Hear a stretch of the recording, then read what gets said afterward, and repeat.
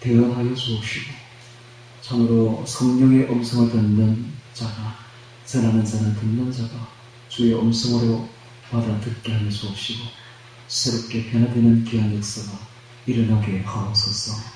예수님 이름으로 기도합니다. 아멘. 마태복음 26장 17절부터 30절까지를 통해서 성찬이라는 제목으로 말씀을 전하겠습니다. 오늘은 고난주간의 첫날인 종려주일입니다. 내일부터는 고난주간이 시작되고 또 다음 주는 부활절입니다. 이 고난주간이 4월에 위치한 것은 참으로 큰 의미가 있다 하겠습니다. 여러분 지금 4월에 이때에 지금 밖으로 나가보시면 여러분도 잘 알다시피 죽었던 나무에 새순이 돋고 있으며 꽃이 피고 있습니다. 또한 초목들이 죽었는가 싶었는데 새싹을 내고 있는 거예요. 참으로 아름다운 계절입니다. 겨울이 없다면 아마 꽃도 피지 않을 겁니다. 죽었던 겨울이 있었기 때문에 이 봄에 새롭게 새 생명이 살아나고 있는 것이죠. 마찬가지로 이것을 왜 4월에 이 부활절을 두었는가, 고난주간을 두었는가, 큰 의미가 있습니다. 이 4월은 한 해의 진짜 시작입니다. 여러분, 한 해의 시작은 1월이 아니라 종교력으로 이때로부터 시작합니다. 그래서 유대나라에는 이때를 1월로 봅니다. 6월절 있는 바로 이때를 아비월로 봅니다. 1월달로 보는 것이죠. 왜 1월달로 보는가? 진짜 시작이 이때로부터 시작되기 때문에 그렇습니다. 그럼 왜 1월을 이때에 두었는가? 우리도 새롭게 시작하라는 겁니다. 이때 우리가 주의 부활과 함께 새롭게 부활해서 주님과 함께 부활해서 새로운 생명으로 참 생명으로 거듭나서 새로운 한 해를 살아라는 것입니다. 여러분 우리 기독교인이 어떻게 살아야 되는가? 어떻게 살아야면 천국 가는가? 간단합니다. 천국 가는 것은 너무 쉽고 너무 간단한데 내 안에 하나님 나라를 이루면 됩니다. 내 안에 하나님 나라를 이루지 못한 사람은 미안하지만 천국 갈 생각하지 말아야 됩니다. 이 땅에 있는 동안에 내 안에 하나님 나라를 이루지 않는 사람이 어떻게 천국에 가겠습니까? 내 안에 하나님 나라가 이루어진 사람은 분명히 100% 천국 갑니다. 아주 간단하죠. 오늘 내 안에 하나님 나라를 이루었는가? 이게 너무너무 중요한데 오늘 이 말씀을 들으시고 올해 한 해 하루하루 주어진 기회입니다. 하나님 우리에게 주어진 기회입니다. 왜 하나님 우리에게 남은 평생을 이렇게 주었는가? 이유는 딱 하나. 하나님 나라를 못 이루었기 때문에 이제라도 기회를 주니까 주어진 이 하루를 귀하게 여기고 하나님 나라를 너희 안에 이루어라. 바로 이것입니다. 그러면 오늘 우리에게 주어진 이 하루가 소중한 줄 알고 내일 일을 우리가 알지 못합니다. 내일 5분 뒤를 알지 못하는 게 인생입니다. 내일 우리는 어찌 될지 모르니까 오늘 주어진 이 하루를 귀하게 받아서 하나님 나라를 이뤄나가기 바랍니다. 이것이 바로 주님께서 우리에게 4월에 부활절을 주시고 고난주간을 주신 이유입니다. 여러분 우리가 참 생명이 살아나려면 생명을 먹지 않으면 안 됩니다. 여러분 우리가 먹는 이 음식을 자세히 한번 보십시오. 음식을 보면 전부 생명입니다. 생명 아닌 것이 없습니다. 전부 생명을 우리가 먹었기 때문에 우리 생명이 살아가는 것이죠. 이것은 뭘 의미합니까? 우리가 살기 위해서는 또 하나의 생명이 죽었다 희생했다는 겁니다. 한 생명이 희생하지 않고서는 절대로 생명이 살아나지 않습니다. 이것이 바로 생명의 법칙입니다. 생명의 원리입니다. 이래서 주 예수님이 우리 대신 죽어주신 겁니다. 주님은 영원한 생명입니다. 참 생명이요, 생명의 근원이며 영원한 생명입니다. 이 영원한 생명이 우리를 위해서 죽어주셨기 때문에 우리가 영원한 생명을 받아버리는 것입니다. 할렐루야. 그러므로 감사하게 주님의 생명을 먹어야 되는 것입니다. 오늘 주님이 살과 피를 먹으라고 하는 것은 주님의 생명을 먹어버리라는 것입니다. 주님의 생명을 먹는다는 것은 주님이 우리를 위해서 대신 죽어주신 것입니다. 왜? 우리를 살리기 위해서, 우리의 생명을 살리기 위해서 그분이 희생하지 않으면 안 되는 것입니다. 이것이 생명의 원리입니다. 주님이 죽지 않았더라면 우리는 살아날 수가 없는 겁니다. 주님이 죽었기 때문에 살아나는 거예요. 교회도 마찬가지, 교회도. 계시록에 보면 7교회가 나오는데 그 중에 한 교회를 죽입니다. 하나님. 죽이지 않으면 나머지 6교회가 살지를 못해요. 그 한 교회가 바로 스무나 교회죠. 스무나 교회는 무조건 죽어야 되는 교회예요. 그래서 나중에 예수님께서는 스무나 교회의 가장 큰 생명의 면류관을 주신 거예요. 빌라델비아 교회에도 면류관을 주시는데 그 면류관은 무슨 면류관인지 말을 하지 않습니다. 근데 진짜 생명의 면류관은 누가 받는가? 바로 스무나 교회가 받는 것입니다. 이 핍박받는 교회, 고난받는 교회, 순교하는 교회가 진정한 면류관을 받는 것입니다. 여러분, 이 스무나 교회가 죽었기 때문에 나머지 6교회가 살아나는 거예요. 새 생명이 똑같습니다. 기독교의 역사는 순교의 역사입니다. 순교가 없더라면 기독교는 일어나지 않습니다. 순교의 역사가 있는 그곳에 새 생명이 일어나더라는 것입니다. 대동강변에 토마스 선교사가 와서 자신의 피를 뿌리니까 바로 그 대동강변에 있는 평양으로부터 시작해서 새 생명이 우리나라에 일어났는 것입니다. 우리나라에 1907년에 처음으로 부흥이 일어났는데, 큰 부흥이 일어났는데 이 부흥은 전국을 강타를 했습니다. 그 부흥이 어디서부터 시작되었는가? 바로 평양에서부터 시작됐습니다. 왜? 그곳에 토마스 선교사의 피가 뿌려졌기 때문에 그렇습니다. 그러므로 우리는 북한을 절대로 잊어서는 안 됩니다. 저 북한은, 저 평양은 바로 우리의 기독교의 원류입니다. 원시발점입니다. 저기가 바로 동양의 예루살렘인 것입니다. 이제 앞으로 때가 되면 반드시 하나님은 저것을 회복시킬 것입니다. 우리는 반드시 회복해야 됩니다. 우리는 북한이 일대를 고대하고 있습니다. 우리 교회는 북한에 들어갈 교회입니다. 북한을 위해서 모든 준비를 다 갖추었습니다. 모든 준비를 다 갖추었습니다. 이제 열리기만 하면 들어갈 것입니다. 왜? 북한은 우리가 잊을 수 없는 우리 기독교의 시발점입니다. 첫 시발이 바로 거기서부터 시작되었기 때문에 우리는 절대로 대동강을 잊어서는 안 되는 것입니다. 이와 같이 모든 기독교의 역사는 순교의 역사입니다. 순교가 없으면 일어나지 않습니다. 누군가 죽어야 돼요. 누군가 죽지 않는 생명은 절대로 살아나지 않습니다. 주님은 자신이 죽어주신 겁니다. 왜? 우리를 살리기 위해서, 나를 살리기 위해서, 너를 살리기 위해서, 주님은 많은 이들을 살리기 위해서 자신이 직접 희생을 해주신 것입니다. 그래서 주님께서 말씀하시기를 내 살을 먹으라, 내 피를 먹으라는 것은 나의 생명을 먹으라는 것입니다. 주님이 대신 우리 대신 죽어주셨기 때문에 이제 그 생명을 먹고 새 생명으로, 예수의 생명으로, 영원한 생명, 참 생명으로 살아나라는 것입니다. 죄악 속에 빠져있던 우리들이 예수의 생명을 먹고 피를 마시면서 죄에서 벗어나야 됩니다. 죄에서 벗어나서 참 생명을 내 안에 간직해야 됩니다. 그리고 내 안에 하나님 나라를 이루어나가야 됩니다. 여러분, 오늘 우리가 예배를 드리고 있는데 이 예배 주일날 와서 예배 한 번 드리는 것은 천국 가는 것은 큰 오산이에요. 그건 아니에요. 새 생명을 받은 사람은 당연히 주일날 주님 앞에 와서 예배를 드려야 됩니다. 표를 내야 됩니다. 천국 백성임을 확인해야 되죠. 오늘 우리가 드리는 이 고성 청성교에서 드리는 이 작은 시골 교회에 몇 명 모이지도 않는 이 예배는 하나님 볼 때 천국의 예배와 그대로 연결됩니다. 본교회에서 드리는 예배는 천국교회와 연결됩니다. 지금 이 시간 전 세계에서 모든 교회들이 다 예배를 드리고 있습니다. 이 모든 예배들은 다 천국 예배와 직결되고 있습니다. 연결되고 있습니다. 그러므로 큰 교회 작은 교회 똑같습니다 할 것 없이 주님은 예배를 받으시는 것입니다. 이것은 이 예배를 받고 천국 보내주겠다는 뜻이 아닙니다. 천국은 이미 매일 순간순간 우리 안에 이루어져야 됩니다.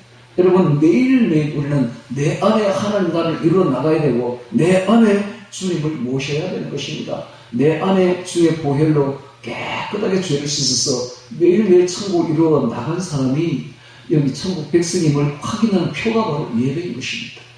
그러므로 이 예배를 마치고 나가더라도 예배 끝났으니까 이제 마음대로 살아야지, 세상 사람들하고 똑같이 살아야지, 그래서는 안 됩니다. 이제 예배를 마치고 나가면 우리의 몸으로 산 예배를 드려야 됩니다. 너희 몸으로 산 예배를 드리라. 한순간순간 주님이 지켜보고 있습니다. 내가 무슨 생각을 하는지, 내가 어떤 행동을 하는지 주님께서 다 보고 있습니다. 주님 말씀에 합당하게 말씀을 암송하며 그 말씀대로 실행하며 말씀을 실천하는 삶을 살면서 내 안에 하늘 나를 이루고 내 안에 주님이 함께하며 성령께서 충만하게 임하는 그런 생활을 한 주간 계속하시길 바랍니다. 그래서 다음 주간에 또 모일 때 우리가 한 주간 주님과 함께 살았습니다. 내 안에 하늘 나를 이루었습니다고 고백하며 주님께 자신 있게 나의 하늘 나를 내모일 수 있는 그러한 사람들 되기를 바랍니다. 자, 이제 마태복음 26장 17절부터 30절까지 같이 보면서 성찬이라는 제목으로 말씀을 보도록 하겠습니다. 17절 무교절의 첫날에 무교절이 나오고 있습니다. 이 무교절은 6월절을 맞기 직전에 있는 것이 바로 무교절이죠. 그래서 무교절이 나오고 있는데 이스라엘은 7대 절기를 지킵니다. 7대 명절을 지키죠. 봄에 세 명절을 지키고 가을에 세 명절을 지키고 가운데에 오순절 절기를 지킵니다. 이것이 바로 7대 절기죠. 이것이 구약의 성전에 있었던 메노라 등대와 똑같습니다. 등대를 보면 7가지가 있죠. 앞에 3가지가 있고 뒤에 3가지가 있는데 가운데 1가지가 있죠. 그래서 총 7가지죠. 똑같습니다. 봄에 3절기, 가을에 3절기, 그리고 가운데에 1절기가 있죠. 이 봄의 3절기는 예수님의 초림을 뜻합니다. 초림. 가을의 3절기는 예수님의 재림을 뜻합니다. 재림. 그 가운데 있는 이 절기는 성령 임함을 뜻합니다. 성령 강림. 그래서 가운데 있는 그 절기가 맥주 감사절하고 그대로 직결됩니다. 맥주절. 그래서 우리 교회는 맥주 감사절을 드릴 때에 맥주 감사절을 하지 아니하고 성령 강림절이라고 말을 하면서 드립니다. 그래서 성령 강림절을 드려야 돼요. 그래서 이 모든 절기들이 다 엄청난 의미를 부여해 놓고 있습니다. 앞에 있는 3절기는 예수님의 초림입니다. 초림. 이 초림에는 3절기가 있는데 바로 무교절 그리고 6월절 그리고 초실절로 이어집니다. 무교절, 6월절, 초실절. 이 초실절은 예수님의 부활을 뜻합니다. 부활. 그리고 무교절은 예수님의 무덤을 뜻합니다. 무덤. 6월절은 예수님의 십자가를 뜻합니다. 십자가.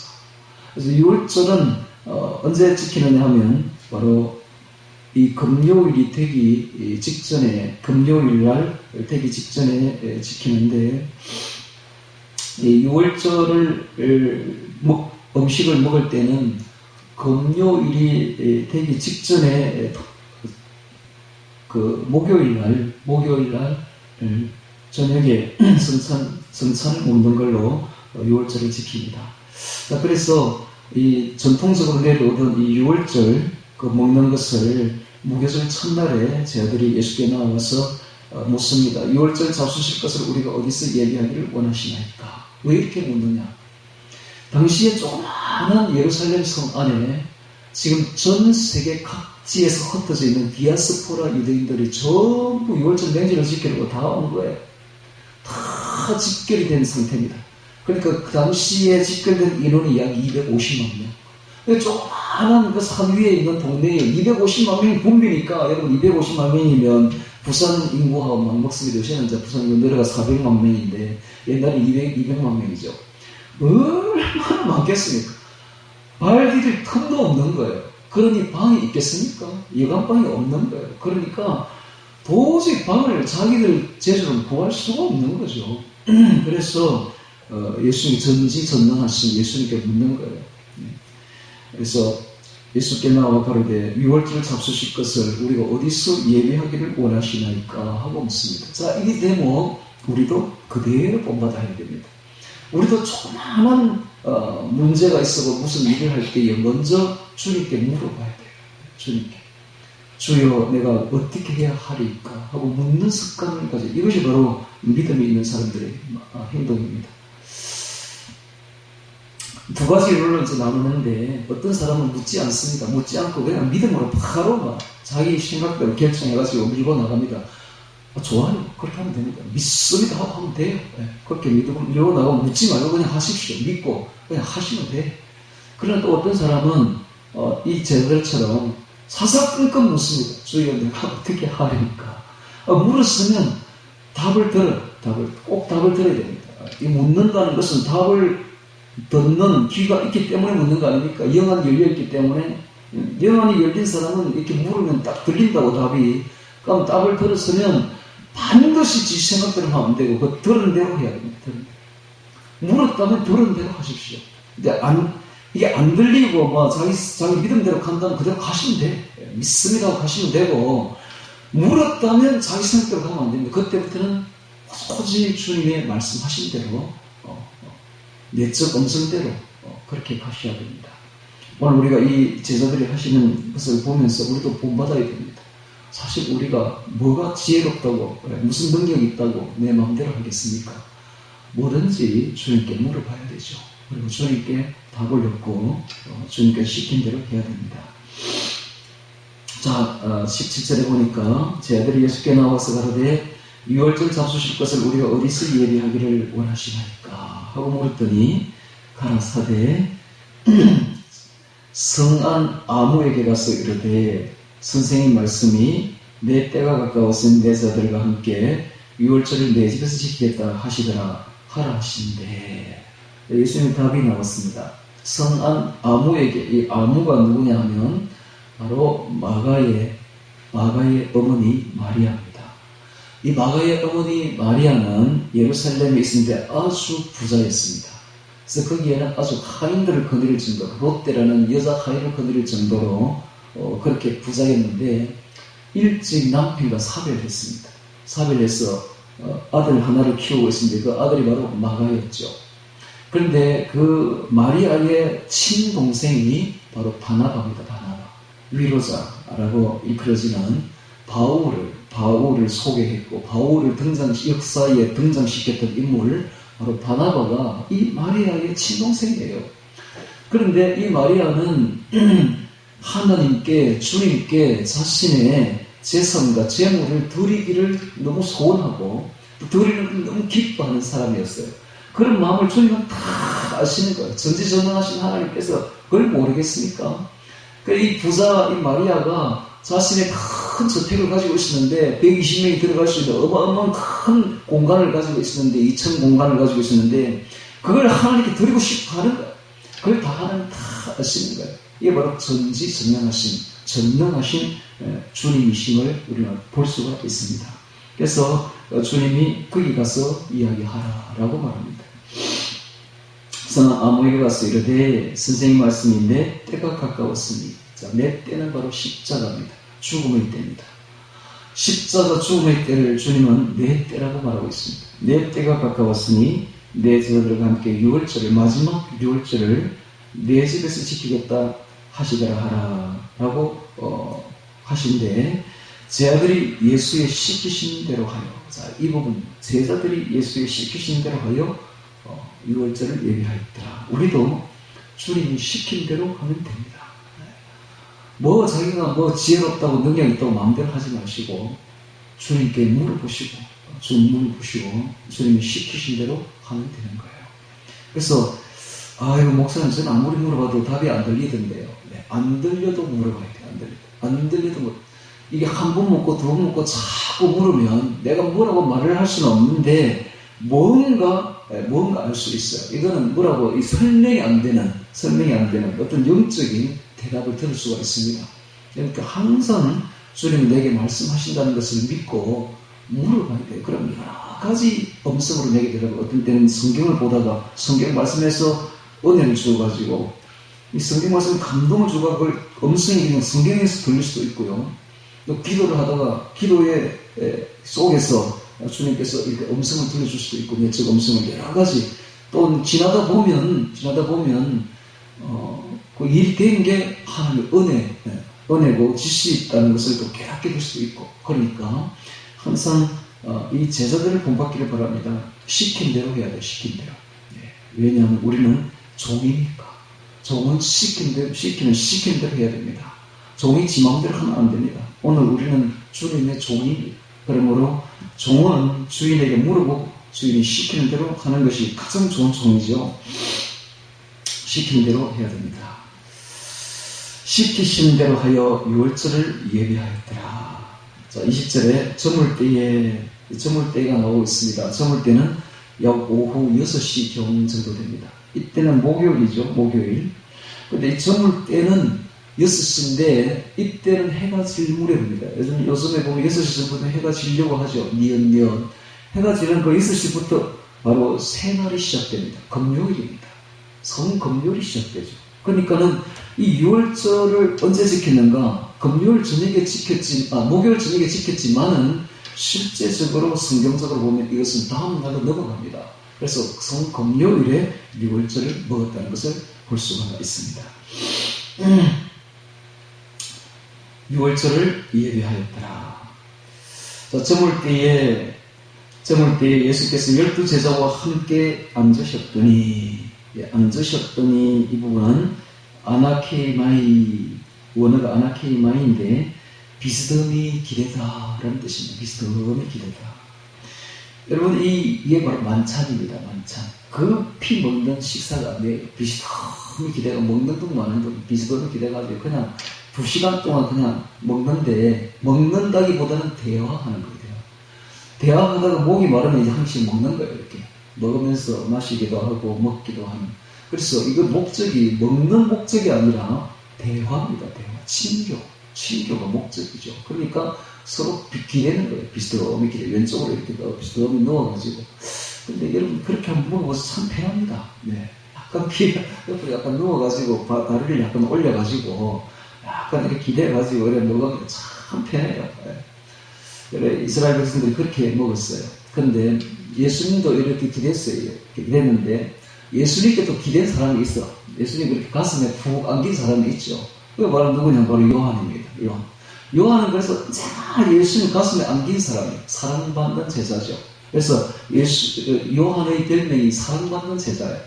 그럼 베드로는 어디에 있는가? 베드로는 예수님 맞은편에 있습니다. 그러니까 베드로가 묻습니다. 베드로가 제자 요한에게 이렇게 고개를 이렇게 합니다. 이렇게 하는 것은 그가 누구냐고, 예수를 팔자가 누구냐고 물어보라고 이렇게 말로 하지 않고 고개로 이렇게 지시를 한다고요. 이렇게 맞은편에 앉아있던 요한이 그걸 딱 보고는 듣고는 그걸 묻습니다. 누굽니까? 이 랍비여 누굽니까? 주를 팔자가 누굽니까? 라고 묻는 거예요. 그런 대목이 나중에 요한복음에 다 나오죠. 이렇게 비슷한 기대다. 이렇게는 우리도 이걸 배워야 돼요. 이 먹는 게요. 그냥 급히 먹는 게 이게 저녁 식사가 아니에요. 저녁 식사는 시간이 이제 일을 다 했으니까 아주 편안하잖아요. 아주 편안하기 때문에 이게 교제로 들어갑니다. 친구로 들어가죠. 한 2시간 동안 먹으면서 먹는 둥 마는 둥 하면서 이렇게 이야기하는 것이죠. 이야기하는 거. 이게 바로 저녁 식사 만찬이었습니다. 자, 저물때에 예수께서 12제자와 함께 앉으셨더니 오후 6시경 예수님께서 12제자와 함께 비스듬히 기대서 전통적인 유대인의 그 유월절 저녁 식사를 시작합니다. 저희가 먹을 때에 예수께서 이르시되 내가 진실로 너희에게 이르노니 너희 중에 한 사람이 나를 팔리라. 왜 이런 말을 했을까요? 예수님께서는 지금 성찬을 지금 하시려고 하고 있습니다. 이것이 이제 성찬의 이제 시초가 되는데, 이 성찬을 하기 전에 반드시 뭔가 해결해야 될 문제가 있어요. 뭔가 하면 죄. 우리의 죄 문제를 해결시켜야 돼. 죄 문제를 해결되지 않고서는 성찬을 받으면 안 돼. 죄의 문제부터 해결이 되고 난 뒤에 그 다음에 성찬을 받아야 되기 때문에, 그래서 죄 문제를 지적합니다. 너희 중에 누군가가 나를 팔리라 라고 말합니다. 자, 이 말씀을 오늘 듣는 우리들도 반드시 지금 성찬이 준비됐는데 성찬을 먹기 전에 나의 죄부터 회개해야 됩니다. 내 속에 있는 죄는 여러분이 잘 압니다. 다른 사람 아무도 몰라. 여러분이 알고 주님이 압니다. 그러니까는 주님은 다 불꽃 같은 눈으로 객뚫어보고 있으니까 하나님 나를 의지 못한 그 죄를 회개하실 겁니다. 회개해서 주여 이제는 내가 세상 욕심 다 내려놓고 오직 주님의 나를 내 안에 이루기를 원합니다 하고 회개하셔야 돼요. 그리고 성찬을 들고 난 뒤에는 이제는 세상 욕심 그거 다 관심 끄시고 이제 관심 끄고 오직 내 관심은 주님이 되어야 되면 내 관심은 오직 말씀이 되어야 됩니다. 말씀과 주님으로 내 안에 하나님 나라를 이루어 나가야 되는 것입니다. 그래서 이렇게 이루지 못한 죄를 회개하시기 바랍니다. 회개해서 주님 앞에 회개하라고. 지금 제 문제를 지적하고 있잖아요, 지금. 자, 그래서 다시 또 성경을 보면 성경에 예수님께서 이렇게 말씀하죠. 진실로 너에게 이르노니 너희 중에 한 사람이 나를 팔리라. 유다의 그 파는 계획을 다 알고 계시는 예수님이시죠. 하시니 22절에 저희가 심히 근심하여 각각 여짜오되, 제자들은 자기가 혹시 반역자가 배반자가 될 수 있다는 생각에 심히 두려워합니다.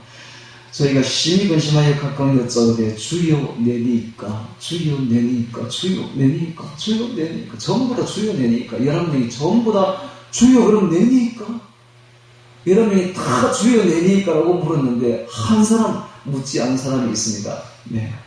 주여 내니까 하고 안 물은 사람이 있어요. 근데 이게 주여라는 말에 여러분 주목하시기 바랍니다. 항상 성경을 보면 주여, 예수님을 향해서 주여라고 말하는 사람 전부 천국 갔습니다. 전부 구원받습니다. 그런데 예수님을 향해서 랍비여라고 말하는 사람 전부 지옥 가는 걸 알 수가 있습니다. 주라는 말은 아도나이로서, 주라는 말은 바로 하나님을 뜻합니다. 하나님. 그래서 예수님을 향해서 나의 하나님이라고 고백하는 사람은 전부 천국 갑니다. 왜? 구원받습니다. 주님을 나의 하나님, 나의 주님이라고 고백하는 순간 주님이 내 안에 들어오셔서 나를 지배하십니다. 나의 주인이 되는 것이죠. 그리고 내가 주님을 나의 하나님으로 모시는 순간부터 주를 영접하는 것이요, 그런 사람은 다 구원받습니다. 죄를 씻음받고 그때부터 주님이 성령으로 나와 함께 하시기 때문에 그런 사람은 다 구원받는다 이 말이에요. 그래서 구원받은 사람의 특징은 예수님을 뭐라고 말하는가? 주라고 말합니다. 주요라는 말이 저절로 나온다. 주요. 성령 받지 않고 구원받지 않은 사람의 특징은 절대로 예수님을 주라고 말하지 않습니다. 4대 성인, 3대 성 중에 한 사람 이렇게 말하지, 주님을 향해서 나의 주요라고 말하지는 않습니다. 그래서 예수님을 향해서 나의 주님, 주요라는 말이 입에 딱 붙어있는 사람은 구원받은 사람, 그 사람은 천국 갈 사람들. 딱 성경 보면 보이잖아요, 이게. 주여 내니까 대답하여 가라사대 나와 함께 그릇에 손을 넣는 그가 나를 팔리라. 당시에 이제 식사의 풍습을 우리가 좀 생각해 봐야 되는데, 당시에 식사를 할 때는 유월절 그 떡을, 빵을 이렇게 이제 있으면 그것을 찍어 먹을 때 향신료를 한 3사람 내지 2사람 이렇게 공동으로 찍어 먹을 수 있는 향신료를 이렇게 둡니다. 그러면 3사람이나 2사람이 그 향신료를 동시에 공동으로 쓰는 거예요. 그런데 저 빵을 먹을 때 향신료를 찍으러 갑니다. 예수님이. 그때에 가론 유다가 하필이면 같이 오는 거예요. 손이 부닥쳐 향신료를 찍으면서. 그래서 나와 함께 그래서 손을 넣는 그가 나를 팔리라. 뭡니까? 회개할 기회를 주는 것이죠. 충분히 줬습니다. 조금 전에도 줬죠. 너희 중에 누가 나를 팔리라. 그러면 회개할 기회를 준 거예요. 그러면 유다가 정말 양심이 있다면 그 자리에서 거꾸로 엎드려야 되는 겁니다. 꿇에 엎드려서 주여 죽여주옵소서. 죽을 죄를 짓습니다. 이래 하면 되는 거예요. 그러면 살아나는 겁니다. 근데 첫 번째 회개할 기회를 주는데 가만히 있는 거예요. 두 번째 회개할 기회를 줍니다. 나와 함께 그릇에 손을 넣는 그가 나를 팔리라. 이 정도까지 주었으면 다 죽은 거잖아요. 그런데 그렇게 말을 해도 회개하지 않습니다.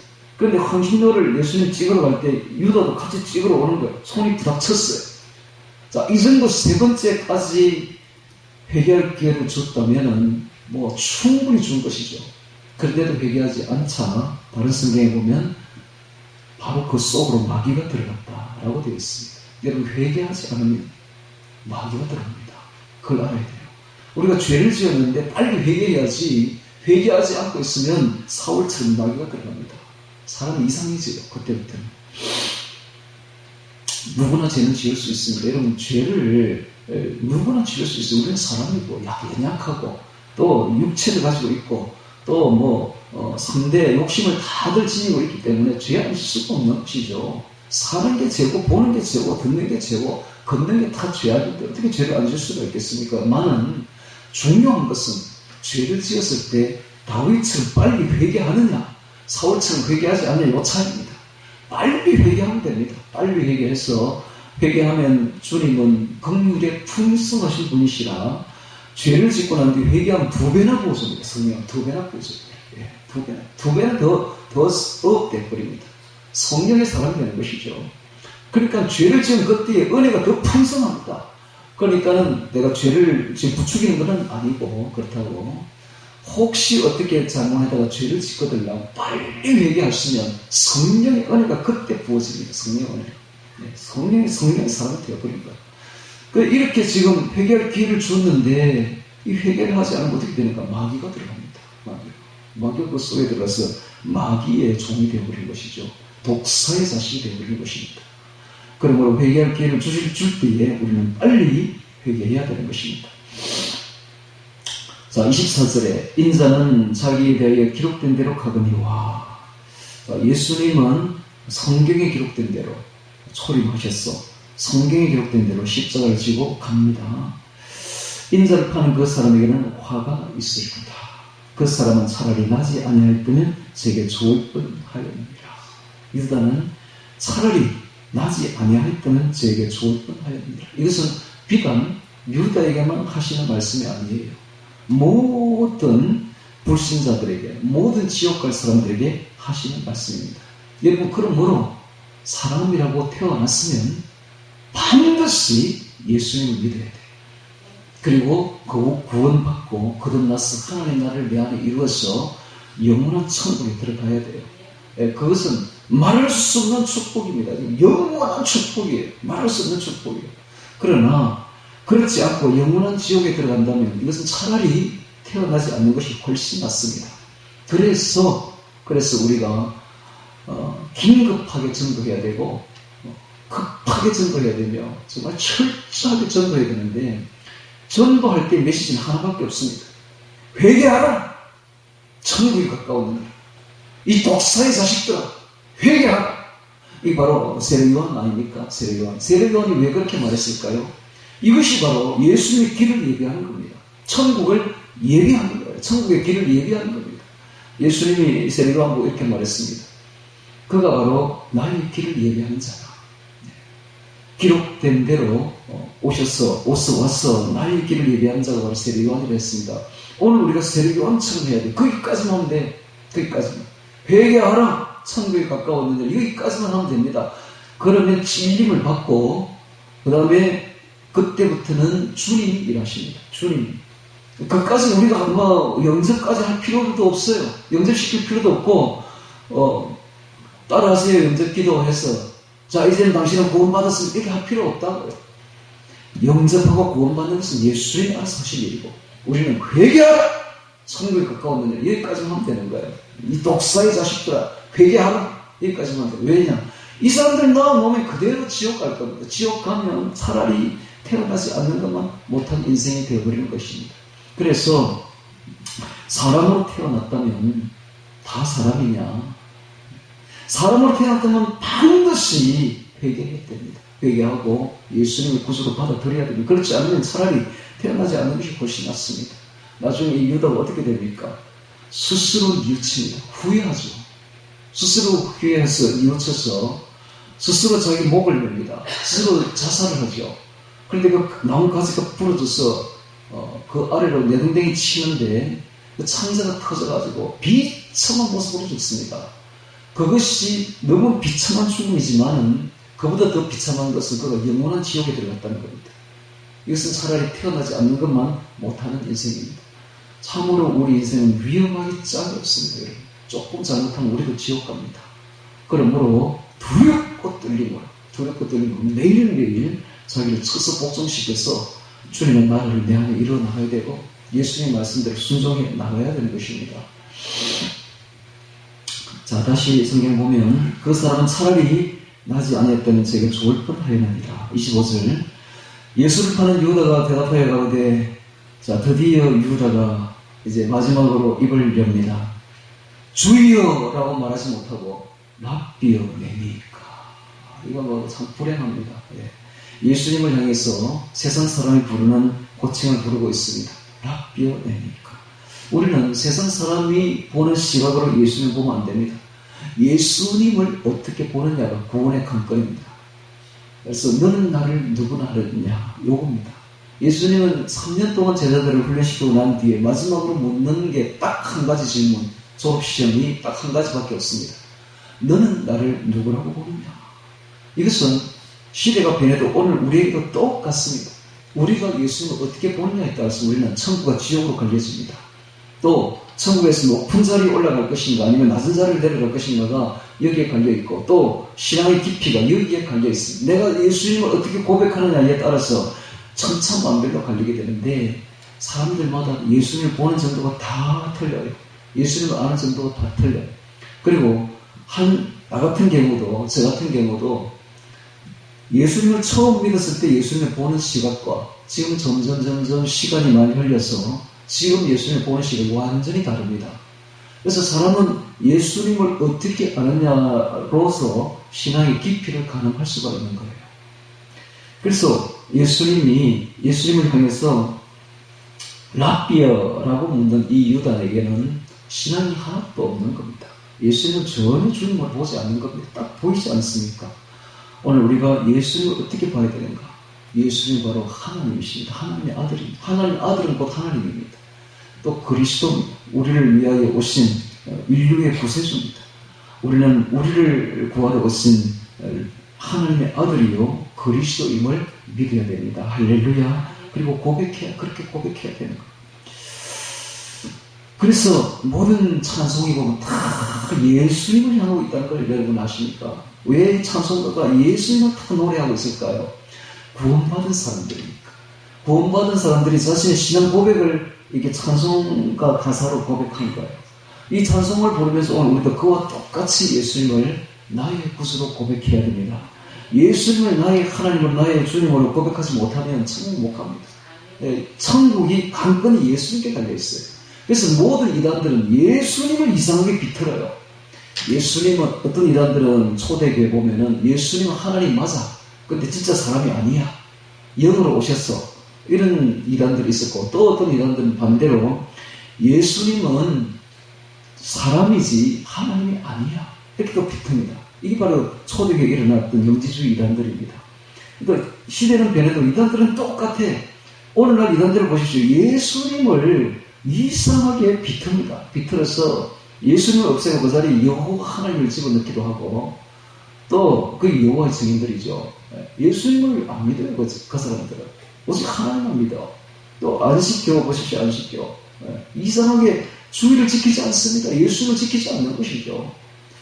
또 보십시오. 이단들은 처음 들어보면 예수님하고 이상하게 사이가 별로 안 좋아. 그래서 예수님 뭐라 합니까? 그 세례요한 제자보고 이렇게 말을 하죠. 가서 세례요한에게 전해라 하면서 이야기를 하면서 마지막으로 한 말이, 나를 대하여 나를 인하여 실족지 아니하는 자가 복이 있도다 그랬습니다. 예수님 때문에 실족하면 큰일 나요. 오늘 우리는 예수님을 나의 구주, 나의 하나님으로 받아들여야 되는 것입니다. 최근에 일어났던 이단들은 전부 예수님 대신 자기가 예수라고 하죠. 자기가 제긴 예수라고 합니다. 이런 식으로 이단들의 특징은 예수님을 몰아내고 그 자리에 다른 걸 세운다는 사실입니다. 라비어 내니까 대답하시되 내가 말하였도다 하시니라. 예수님께서 이렇게까지 말했습니다. 자기가 팔 거냐고 유다가 물으니까 네가 그래 말했다. 너가 지금 말했다라고 말을 해줍니다. 이렇게까지 해도 더 이상 회개하지 않자 마귀가 그 속으로 들어가게 되고, 그리고 그가 예수님이 속히 이 일을 행하라 하니까 일어나서 밖으로 나가버립니다. 자, 밖으로 나가고 난 뒤에 이제 11제자가 남았습니다. 이때에 예수님께서 26절에 저희가 먹을 때에 이제 시작되는 것입니다. 이제 이 자리에는 유다는 없습니다. 유다는 이미 나갔고, 저 대제사장과 백성의 장로들에게 가서 여러 가지 군사들을 모아가지고 지금 예수님 잡으러 오려고 지금 준비 중입니다. 바로 그때에 예수님께서 말씀하십니다. 저희가 먹을 때 예수께서 떡을 가지사 축복하시고 떼어 제자들을 주시며 가라사대 받아 먹으라. 이것이 내 몸이니라 하시고. 자, 받아 먹으라. 이것은 먹는 것은 믿는 것입니다. 먹는 것은 곧 믿는 것입니다. 이 받아 먹으라 하는 여기에서 우리가 깊이 한번 생각해 볼 문제가 있습니다. 여러분, 예수님은 어떤 분인가? 요한복음 1장 1절에 보면 말씀이 육신이 되어 이 땅에 오신 분이 바로 예수님이라고 하셨습니다. 그러므로 말씀은 곧 예수님입니다. 예수님을 먹는 것은 말씀을 먹는 것하고 같이 연결되죠. 그래서 오늘 우리가 이 믿는 것은, 예수님을 믿는 것은 말씀을 먹어야 되는데, 이 말씀을 어떻게 먹어야 되는가? 제가 몇 번 이야기를 했습니다만, 여러분, 말씀을 보는 사람이 있습니다. 다 읽는 사람이 있죠. 창세기부터 계시록까지 뭐 100독을 했다, 200독을 했다, 어떤 사람은 뭐 거짓말인지 모르겠고 2000독 했다, 뭐 이단이 그러더라고요. 2000독. 여러분, 100독, 200독 아무리 해도 소용없습니다. 5%밖에 안 됩니다. 여러분, 100독을 해도 5%밖에 모른다니까. 아무리 해도 보세요. 이거 알 수 있는가? 모른다니까. 5%밖에 몰라. 5%밖에. 그러면 쓰는 사람이 있습니다. 다 쓰는 사람이 있죠. 기록한 사람이 있어요. 기록하면 많이 합니다. 기록하면 15%. 이제 먹는 거 똑같이 우리도 이 빵이 이렇게 있으면은 먼저 보죠. 이렇게 빵을 봐야 먹을 거 아닙니까? 보는 게 있는 거예요. 5% 영향이 저희가 옵니다. 5%. 읽는 것은 내가 지금 뭐 잘못 이야기하는 거 아니에요. 뭐라 하는 건 아닙니다. 아주 기초적인 거예요. 이거 성경 읽는 건 아주 기초적인 거예요. 5%밖에 안 되는데 영향이. 성경을 쓰는 사람이 있습니다. 쓰는 사람. 랩독을 쓰는 사람도 있어요. 쓰는 사람은 아주 많이 합니다. 15% 합니다. 15%. 그 다음에 이걸 이제 이게 만지는 거죠. 쓰는 걸 만지는 거예요. 빵을 만지는 거예요. 자, 만졌으면 집어가지고 어떻게 입에 넣어야 되겠죠. 입에 넣는 것이 바로 설교입니다. 설교 말씀을 듣는 겁니다. 지금 여러분들이 설교 말씀을 듣고 있습니다. 입에 넣는 것이죠. 네. 씹는 것이죠. 입에 넣어서 씹는 것. 이렇게 하고 어떻게 25%까지 올라갑니다. 25%까지. 네. 영양이 25%까지 올라갔어요. 그래도 4분의 1밖에 안 돼. 4분의 1밖에. 여러분들이 아무리 설교 들어도 설교를 잘 듣고 해설서 읽고 뭐 참고서 읽고 막 주석서 읽고 이렇게 해도 25%밖에 안 된다니까 영양이. 자, 그런데 이걸 삼키는 사람이 있어요. 삼키는. 우리 씹었으면 삼켜야죠. 꿀꺽 삼켜. 이게 암송입니다. 암송. 삼키는 거. 암송. 와, 이렇게 하면 50%까지 올라갑니다. 여러분, 50%. 이 성경 말씀을 암송을 해보세요. 50%까지 올라갑니다. 50%. 깊은 이해가 옵니다. 암송을 계속 매일매일 하게 되면 매일매일 생각지 않은 구절에서 깨달음이 옵니다. 이게 50%까지 올라가요. 그런데 이 암송만 해가지고는 안 되고 암송하면서 한 번씩 묵상을 해야 돼요. 묵상. 한 구절이 탁 들어쳐. 그럼 암송을 딱 그만두고 그걸 가지고 기도합니다. 묵상. 깊은 기도에 들어가죠. 그럼 75%까지 영향이 옵니다. 깊은 깨달음이 옵니다. 예. 이 정도 가려면 암송이 한 1년 정도 돼야 돼요. 그러니까 암송을 계속 해가지고 저 같은 경우는 이제 마태복음 이걸 1년 동안 매 암송을 하다 보니까 어떤 일이 벌어지는가? 생각지 못한 구절에서 막 깨달음이 오는 거예요. 이게 75%입니다. 묵상. 100%는 뭐냐? 100%는 바로 실천입니다. 깨달은 것을 그대로 실천 걸어보는 거예요. 옮겨보는 거예요. 내 생각과는 완전히 다른데 나는 이쪽으로 딱 가야 되는데 내 인간적인 생각으로는 근데 성경이 말씀이 이리 가라 그래. 그러면 내 생각을 집어넣고 그렇게 가야 되는 거예요. 한 번은 이런 일이 있었습니다. 제가 이제 그 신뢰를 한번 들어봐야 별거 아니지만 신뢰를 들어보겠습니다. 어떤 문제가 생겼는데 제 생각은 전혀 아니고 내 속에서 말씀이 이렇게 생각을 주시는데 그 사람에게 돈을 20만 원을 갖다 주라는 거예요. 내게 가진 돈이 20만 원밖에 없었어. 그래서 제가 한 번씩 이제 용돈을 이제 타면 20만 원 딱 주거든요. 지금 제한테 이제 8천 원밖에 없어요. 제 카드에 지금 보면. 그래가지고 20만 원 이제 막 받았어. 받았는데 엉성이 들리기를 20만 원을 다 찾아가지고 어떤 사람이 네가 원수고 지금 여기 바로 원수한테 갖다 주라는 거예요. 이건 말이 안 되는 이야기죠. 제 생각으로 이건 말도 안 돼. 아니 내가 원수력이 그 사람 내가 왜 돈을 줘? 또 내 전 재산을 왜 줘? 그 사람한테? 그런데 갖다 주라는 거야. 그래서 찾았어요. 내 생각은 전혀 아니야. 말씀이 가서 화평을 누리려면 희생을 해야 된다는 거야. 네가 희생해야 화평하지 라고 말씀하시는 거야. 그래서 이걸 찾아가지고 갖다 줬어요. 갖다 줬더니 어떤 벌써 그 사람과 화평하게 됐지. 화평에 대해서 한 번씩 전화도 옵니다. 그 사람을. 그래가지고 그 사람은 나중에 내가 이렇게 하더라고요. 이걸 제가 받아도 되는지 모르겠다고. 가져가시라고. 내가 줬으니까 그냥 쓰시라고 했더니 써도 됩니까? 예, 써도 됩니다. 그럼 오늘 저녁에 우리 가족과 가서 맛있는 거 사 먹어야 돼. 고기 사 먹어야 되겠네. 이러더라고요. 그래서 맛있는 거 많이 사 먹었어요. 이렇게 해서 그 사람과 화평이 됐어요. 여러분, 그 원수와 화평이 되는 게 얼마나 큰 일입니까? 20만 원 뭐 대단하다고. 그냥 주고, 내 물질 주고, 희생해서 큰 걸 얻으시기 바랍니다. 이게 바로 말씀이에요, 말씀. 말씀은 우리에게 뭘 지금 가라고 하느냐? 사랑으로, 화평으로 가라고 한단 말입니다. 우리 마음은 언제나 원수로 맺기 원하고, 화내기 원하고, 원망하기 원하고, 불평하기 원하고, 그래야 하는 게 우리 마음인데, 우리 모난 마음들인데, 말씀은 그렇지 않습니다. 사랑을 덮어주고, 화평을 가라고 말씀하지 않습니까? 이렇게 행하면 100% 됩니다, 행하면. 그래서, 이렇게 보면, 이 먹는다는 것이 가장 관건이 뭐냐면 이게 암송입니다. 이 중에서. 앞에 이 세 가지, 보는 것, 만지는 것, 필기, 그 다음에 공부하는 것, 이것은 전부 암송하기 위한 전초단계죠. 전초단계. 목적은 암송에 있는 겁니다. 암송이 딱 하게 되면 그 다음에 뒤는 또 저절로 이루어져요. 묵상하고 시행하는 것은 저절로 이루어집니다. 그래서 말씀을 반드시 암송해야 됩니다. 암송할 때, 말씀을 암송할 때 우리는 예수를 먹는다라고 생각하면 됩니다. 예수는 곧 말씀이에요. 그래서 암송을 예수님을 내 속에 집어넣는다 라고 생각하고 암송하면 되는 것입니다. 제가 왜 암송을 주야장천 모든 일 다 제껴놓고 암송만 하고 있는가? 암송이 바로 예수님을 내 속에 넣는 거니까.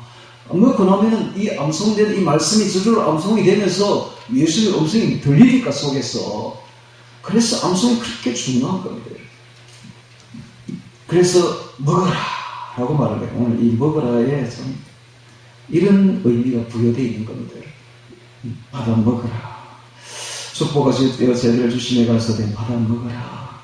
이것이 내 몸이니라 하시고, 또 잔을 가지사 살해하시고 저에게 주시며 가서되 너희가 다 이것을 마시라.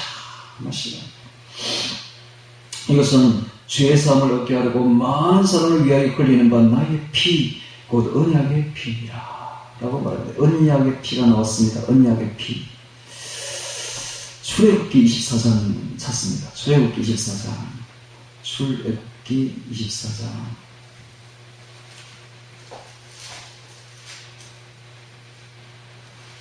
8절. 거기 언약의 피가 나오죠. 출애굽기 24장 8절에 보면 언약의 피가 나옵니다.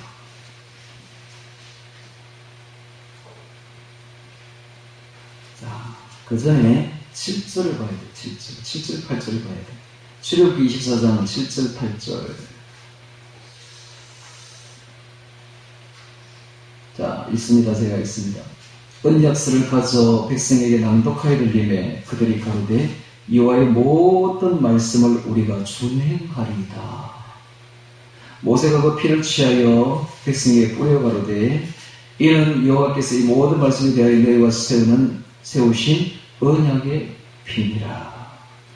이렇게 해서 이스라엘 백성들이, 그 노예 민족인 이스라엘 백성들이 출애굽하여 시내산 자락에서 드디어 최초로 역사적으로 하나님의 백성이 되는 언약을 체결하는 것입니다. 그들이 언약을 체결할 때 보면은 그들이 어떻게 했다고요? 그들이 우리가 말씀을 준행하리이다. 모든 말씀을 준행하리이다. 라고 고백했고, 그 고백을 받으시고 하나님은 언약의 피를 뿌려주셔서 언약을 맺은 겁니다. 너희는 나의 백성이다. 하나님의 백성이 된 것입니다. 마찬가지로 똑같이, 자, 다시 똑같이 예수님께서 똑같이 지금 그 피가 바로 예수님의 피를 상징하죠. 나의 피 곧 언약의 피니라 너희가 이것을 다 마시라 라고 말했습니다. 뿌리는 정도가 아니라 이번에는 마셔버려라. 우리 몸속으로 집어넣어버려라. 이것은 언약의 피니라. 즉 언약이 무슨 언약입니까? 너는 내 백성이라는 언약이죠. 이스라엘 백성이 하나님의 백성이 됐듯이 오늘 우리가 주의 백성이 되는 하나님의 백성이 되는 진짜 하나님의 백성이 되는 언약을 체결하는 것입니다. 그럼 이스라엘 백성들이 그 언약을 체결할 때 어떻게 했습니까? 우리가 하나님의 모든 말씀을 준행하리이다 라고 고백을 했습니다. 마찬가지로 오늘 우리도 여기는 지금 나와 있지 않지만 성경을 딱 보면 알 수가 있죠. 우리가 하나님의 언약 백성이 되려면 우리가 해야 될 한 가지는 주의 말씀을 준행해야 되는 것입니다. 그래서 예수님께서 마태복음 7장에 말씀하시기를 주여 주여 하는 자마다 다 천국에 들어갈 것이 아니요 하늘에 계신 내 아버지의 뜻대로 행하는 자라야 준행하는 자라야 들어가리라 라고 말씀하신 것입니다. 여러분 오늘날 제가 매번 설교마다 이야기하죠.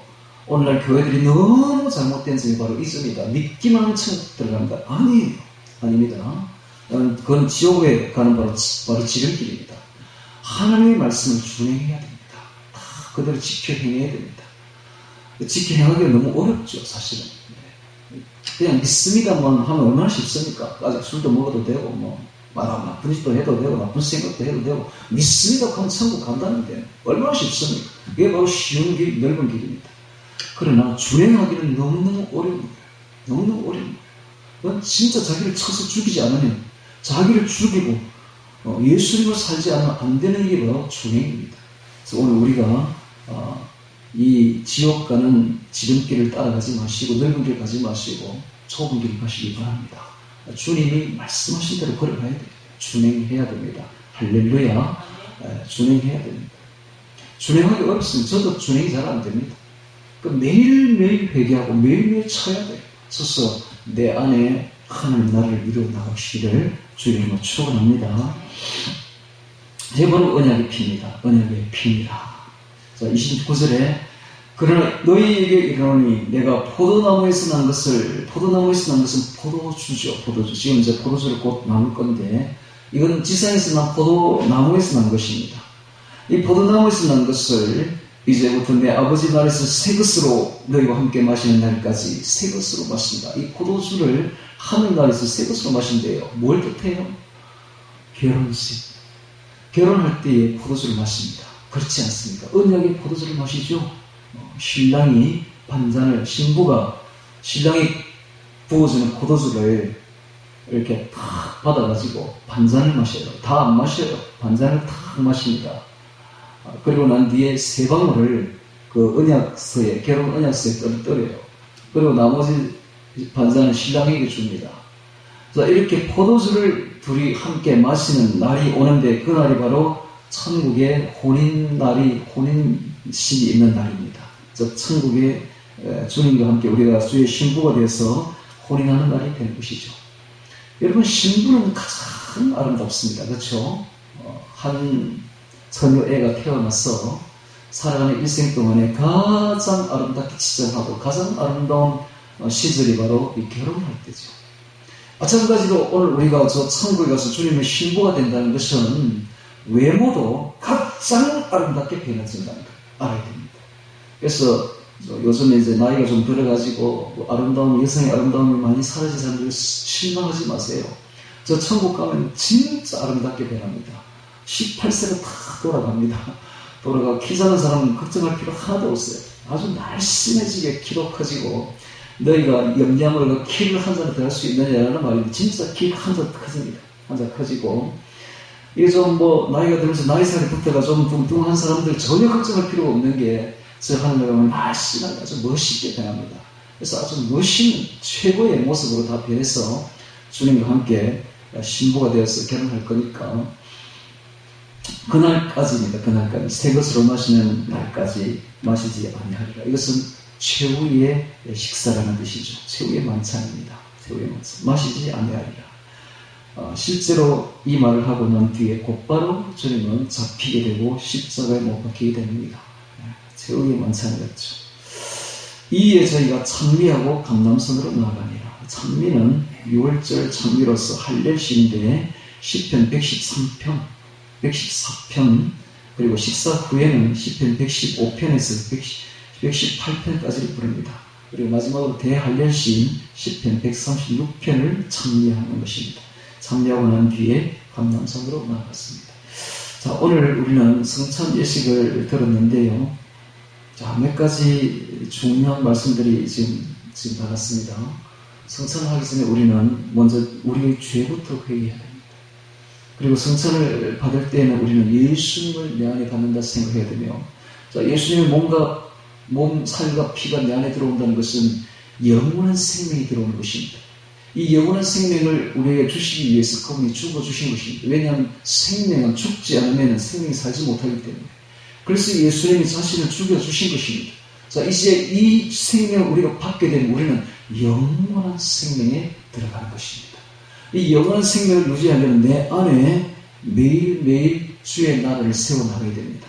그래서 매일매일 이제부터는 이 생명을 받은 우리 한 해의 시작입니다. 매일 한 해의 시작에 이 성찬 예식을 주는 이유는 매일매일 주의 나라를 내 안에 세우라고, 주님을 내 안에 모시라고 주시는 것입니다. 그래서 새로운 생명으로, 새 생명으로, 영원한 생명으로 살아라고 주시는 것입니다. 그러므로 주님의 이 뜻을 잊지 마시고 이 성찬을 받고 난 뒤에 이 예배를 마쳤다고 다 끝난 것이 아닙니다. 이제 시작입니다. 돌아가셔서 한 주간 동안 그리고 1년 내내 주님의 나라를 우리 힘 다해, 목숨 다해, 정말 의지 다해 주님을 사랑하고 주의 나라를 이루어나가는 우리 모두가 되기를 주의 이름으로 축원합니다. 다 같이 오늘 말씀 기억하며 결심기도 드리겠습니다.